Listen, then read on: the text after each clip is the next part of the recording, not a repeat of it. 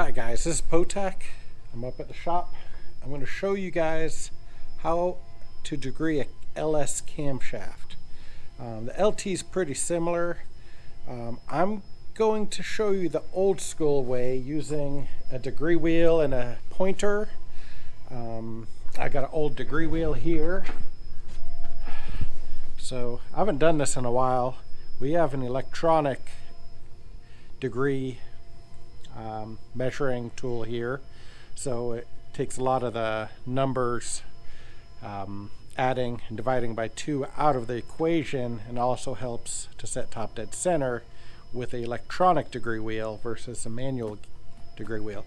But this is what everybody's going to have, so I'm going to use this setup first and do a manual degree wheel test, and maybe later we'll show you how to use the electronic one for the guys that may have access to the electronic degree wheel. Basically the tools you need are a piston stop, the degree wheel of course, you need a crankshaft turning socket, and I'm going to use this Jig's little dial indicator that goes in the lifter bore. And basically it has O-rings to kind of hold it in place as the dial indicator follows the camshaft lobe. So this isn't something that maybe everybody won't have. You can take one of the lifters and put it down in the lifter hole on the cylinder 1 that we're going to be checking. The problem with that is if it's in a lifter tray, you know, the lifter trays are have a lot of stiction, and so what will happen is as the lobe is closing, the lifter tray will hold the lifter up into the lifter tray. So you can just set the lifter down inside the cam bore or the lifter bore and put a dial indicator on here, and as long as it's straight you'll still get the same results as using the dial indicator cam follower setup that we have. I'm going to use this because it has the dial indicator on it. Basically we'll just set it to 0 at peak lift, and we're going to go back and forth of peak lift 50 thousandths each way and see what the numbers tell us. So the methodology behind this is we're going to find absolute top dead center of the number 1 piston, set the degree wheel to top dead center so it references that 0 with the timing indicator. So the first order of business is find absolute top dead center by using the piston stop to rotate the crank back and forth before top dead center and after top dead center to the same spot, and dead set in the middle of that is absolute top dead center, and everything in the engine relates to that number. So we have to find that first, and then we'll check and see where the camshaft lays out. Now this is a LS3 with a stock timing set. So GM's machining is actually pretty on point with the stock equipment.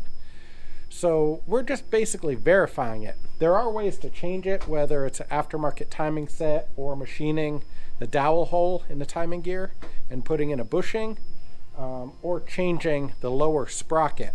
I don't think we're going to have to do anything other than verify it on this. Now what this is good for is if you're doing the camshaft at home and maybe you question your installabilities or whatever, but if you want to verify it, put a degree wheel on it, check your cam timing, see where your intake center line is, and it should be within a degree or so of your cam card. Whatever your camshaft was ground on should be pretty close. If you get some wild number and you're way out in left field, it's probably a sign to double check your work and make sure you're not about to bend all your intake valves or exhaust valves if it's off far enough. This is a dot-to-dot setup, just like anybody at home would be doing in a normal cam only swap, let's say, or a heads and cam swap, and you're reusing the OEM stuff. I mean, it doesn't have valve reliefs or anything. This is, you know, LS3 crate engine basic stuff. And anyway, from here I'm going to set up the tripod to show kind of how we're doing this. Setting up the degree wheel is pretty accurate because everything you do, if you're off at the beginning, you're off at the end.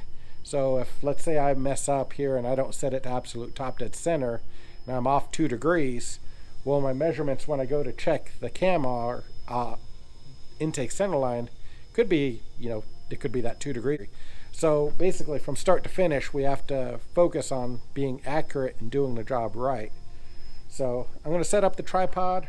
We'll have a good view of the degree wheel from the front, and I'll talk through the varying steps of doing this process.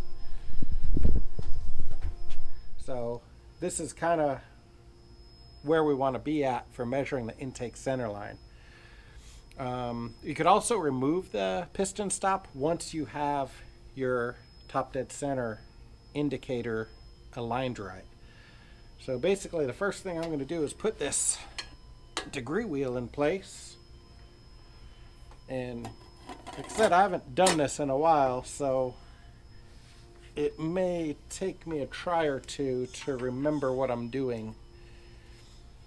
So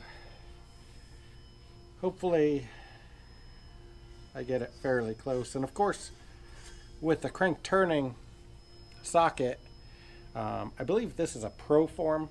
Now if I'm off, I could just, rotate this around and then lock it in place. And as I'm turning the center part of this crank turning socket, it does not move this. If you don't have this, you can use a crankshaft, an LS crankshaft bolt, and lock it down. It's just a little bit harder, I've found, than to loosen it and readjust it versus the actual crank socket that's made for the LS engines. The crank bolt, it's doable. It's just a little bit more tedious because you have to loosen the crank bolt, turn it, bend the wire. It's just a little bit extra steps involved. So anyway, I'm going to put the 0 close to where the indicator is, even though we're not at top dead center, and then I can adjust it as needed depending on what our numbers are. I also need to finish bending this little welding wire that I grabbed, so I'll just do that right now.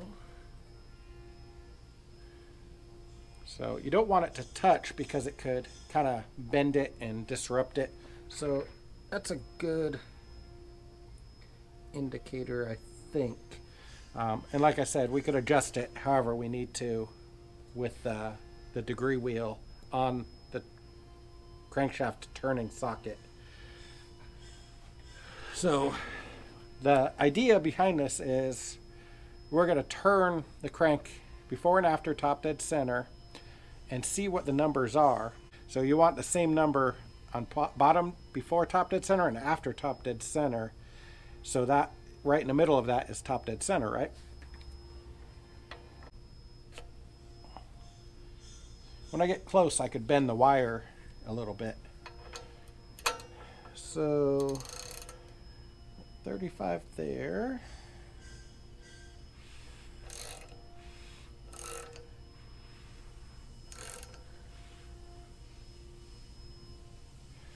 And now we're at 44. So we're at 35 and about 44. So I still need to move it basically about 4 degrees. And like I said, I just want the same number on both ends. So I'm going to go to 40. This is a lot more tedious than my electronic one. With my electronic one, whatever the number is there and whatever the number is here, I tell it both extremes and it knows, hey, right in the middle of that, that's calculated top dead center. When it's a manual degree wheel, there's a little bit more math involved and a little bit more labor time. So we're at basically 40. So my goal is to have, the same number on both sides. And roughly 37.5. So I'm going to kind of go like 38.5. 38.5. And like I said, I want to see the same number both directions at the piston stop. And 38.5. So, you know, it took a few tries, but now we know that when this says 0, we are at top dead center. And I'll kind of verify that. I'll just pull the piston stop off. You can do this with the cylinder heads on, and I'll show that in another video because it's a little bit different and kind of wonky than the normal way of doing it this way with the cylinder heads off. And you can see what's going on with the cylinder heads off. So we're at 0. If you look up here, pistons at top dead center. That's absolute top dead center. We're at 0 on the degree wheel. Now, one thing to remember, a degree wheel is not a 0 to 360 degrees. It's not a revolution out. Since everything pertains to top dead center, we are before and after top dead center. So we're 10 degrees before, 10 degrees after top dead center. Everything relates to 0, but you could be 10 degrees this way, 10 degrees that way. It never goes past the 180. So bottom dead center is 180 degrees, top dead center is 0. So you can kind of see that here, 180, 170, 170. So that's something to kind of point out. If you have never used a degree wheel, it's not 360 degrees, it's 180 degrees from top dead center either direction.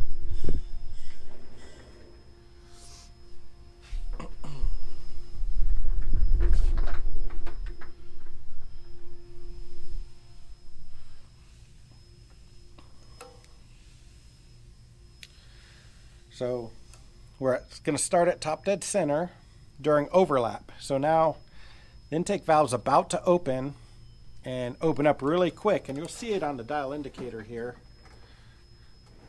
And what we're going to do is basically go to peak lift. So it's climbing, dial indicator showing a lot of movement, and that's basically 0 there. Now this isn't going to show exactly where it's at. It's going to show kind of the window of where peak lift is, but to find the absolute middle of that, we have to go backwards on the dial indicator to before peak lift, and then we have to document the number, what its the pointer's at. Then we're going to rotate it around past peak lift again until we get to 50 thousandths past peak lift. So we have to do before and after peak lift by 50 thousandths. And then we'll take those numbers and add them, and you divide by 2, and that tells you your intake center line. It's always a little bit of a struggle to get it to right to the 50 mark on the dial indicator, but you could get it real close. I mean, if it's off a hair, it doesn't matter too much in the grand scheme of things. So the first number we've got is 68. We're going to take that 68,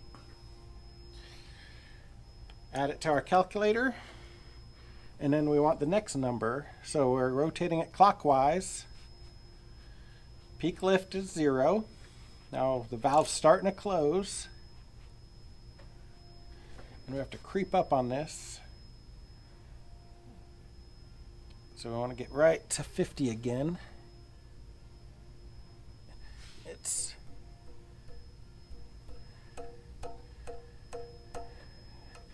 about there. So our second number is 150. So we're going to add our first number to our second number, 68 plus 150. 218 is our calculated number. And we divide that number that we get by 2. So our intake center line's 109. And I've got the cam card here. If you look right here, intake center line 109. So this cam is ground perfect, and we got a good timing set here, and we're right on the money. So we don't have to make any changes, and we could just send this thing at its 109 that the cam manufacturer wants the cam at. Okay, so we got our camshaft degree results. This camshaft was ground on a 109. It degrees in on a 109, so no changes have to be made. I'm going to do another video later on that shows how to do this same process with the cylinder head in place. Now we're not going to use a solid lifter, we're going to use a hydraulic lifter, the same lifter that's in it. No test springs, we'll use the springs that the heads will have on it, and the stock rocker arm. It's a little bit trickier because we have to basically collapse the lifter, put a dial indicator on the rocker arm on either the valve side or the lifter side. It doesn't really matter.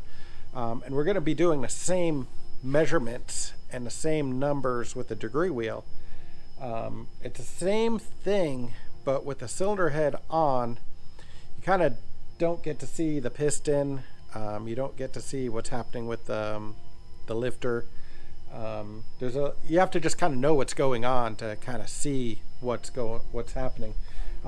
With that said, it does use a different piston stop, and you have to have one that screws in the spark plug hole, and so you stop the piston with a piston stop through the spark plug hole, or you could have a dial indicator in the spark plug hole with a long extension. Either way works. I like the piston stop method. You just can't go bonsai with it because you can harm the piston or put a little divot in it, and we don't want to do that. You just want to, gently nudge up against the piston stop and then nudge up against it a second time. And like I said earlier, halfway between those two numbers is absolute top dead center. But for now, I'm going to leave it at this. And this is degreeing a camshaft on an LS engine.